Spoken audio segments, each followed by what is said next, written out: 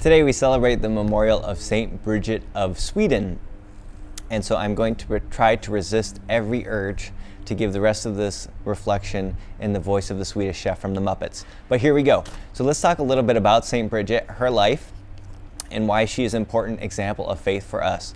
So Saint Bridget, from the age of 7, started having visions of Christ crucified, and she would have different visions that continued throughout her life that she had in prayer. The opening prayer today talks about how through the contemplation of Christ crucified, Saint Bridget was able to see God in all things. So from a very early age, she had these visions. She married at a very young age to a guy with the most Swedish sounding name possible. His name was Ulf Gudmarsson. Ulf Gudmarsson. I wish Ulf would come back as a name.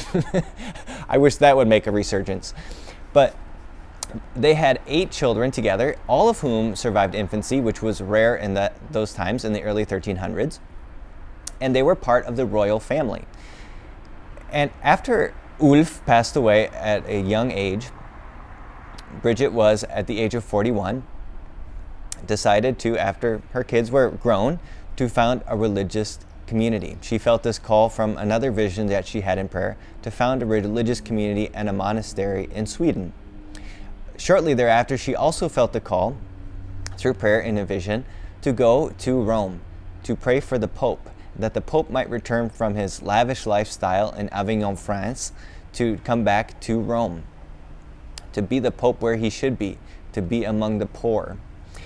And so she worked for over 20 years praying that the Pope would return. And she passed away in Rome without seeing that come to fruition. Neither was she able to return to Sweden and to see the monastery and the religious order that she founded. One biographer put it that she is the patron saint of failures, because it seemed like in her life and through her prayer, none of it came to fruition, at least not on this side of heaven. The Pope would one day return to Rome, and the religious community that St. Bridget founded continues today. She's a great reminder to us, an example for us of the important and necessary connection between prayer and action. That those two things cannot become disconnected. If prayer becomes disconnected from action, it becomes very insular, very interior, very spiritual, and not really grounded in reality.